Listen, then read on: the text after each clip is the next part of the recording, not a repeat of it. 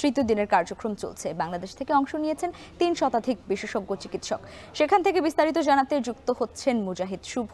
চলে যাচ্ছি শুভর কাছে। শুভ, কংগ্রেসের তৃতীয় দিন আজ, সারাদিনে কি কি কার্যক্রম চলবে জানাবেন, আর এখন কি চলছে?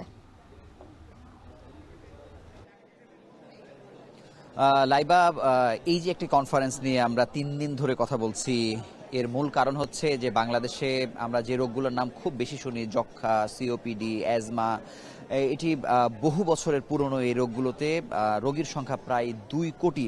এই ২ কোটি মানুষের বিপরীতে বাংলাদেশে বক্ষব্যাধি বিশেষজ্ঞ রয়েছেন মাত্র ৮০০ জন, এবং বক্ষব্যাধি বিশেষজ্ঞ ছাড়াও যদি অন্যান্য বিষয়ের চিকিৎসকরাও আসলে এই রোগীদেরকে দেখে থাকেন, তাদের মাত্র একটি ২৫০ থেকে ৩০০ চিকিৎসকের দল কেবল প্রতি বছর এই কনফারেন্সগুলোতে আসেন।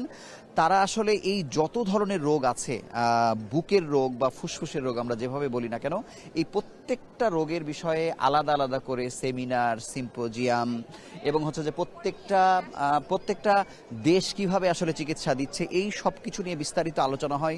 এবং এবার বাংলাদেশ থেকে প্রায় ৪৩টি প্রেজেন্টেশন দেয়া হচ্ছে এই কনফারেন্সে। ৪৩টি শুনতে অনেক বেশি মনে হচ্ছে। এটির কারণও হচ্ছে যে ফিলিপিনের পরে, আয়োজক দেশ হিসেবে ফিলিপিনের পরে সব থেকে বেশি সংখ্যক চিকিৎসক বাংলাদেশ থেকে এখানে যুক্ত হয়েছেন, এবং এটি কিন্তু এপিএসআর এর কংগ্রেসের প্রেসিডেন্ট তারাও কিন্তু ব্যাপকভাবে অ্যাপ্রিসিয়েট করেছেন যে বাংলাদেশ সবসময় এপিএসআর সব থেকে একটা গ্রেট কন্ট্রিবিউট তারা করে থাকে। তো এই চিকিৎসকরা আসলে এখানে আসছেন, দেখছেন প্রত্যেকটা, বিশেষ করে শ্বাসকষ্টের ব্যাপারে, যে আরও কিভাবে কত সহজে পরীক্ষা নিরীক্ষা করা যায়, চিকিৎসা কিভাবে দেয়া যায়, নতুন যেসব ওষুধ সারা পৃথিবীতে এসছে সেগুলো বাংলাদেশে সরবরাহ করা, যে যন্ত্রগুলো আমার সামনে দেখতে পাচ্ছেন, যেগুলোর মাধ্যমে আসলে এই চিকিৎসাকে আরও বেশি সহজ করা হয়, সেই যন্ত্রগুলো বাংলাদেশে না থাকলে সেগুলো বিভিন্ন ইন্ডাস্ট্রি বা ওষুধ কোম্পানির মাধ্যমে বাংলাদেশে সরবরাহ করা, এই সব কিছুর একটি মিলন মেলা। একই সঙ্গে বাংলাদেশে যে চিকিৎসকরা এখানে আছেন তাদের সঙ্গে কিন্তু এই এশিয়া প্যাসিফিক অঞ্চলের প্রায় ৩০ থেকে ৩৫টি দেশের চিকিৎসকদের সঙ্গেও কিন্তু আসলে যোগাযোগ হয়।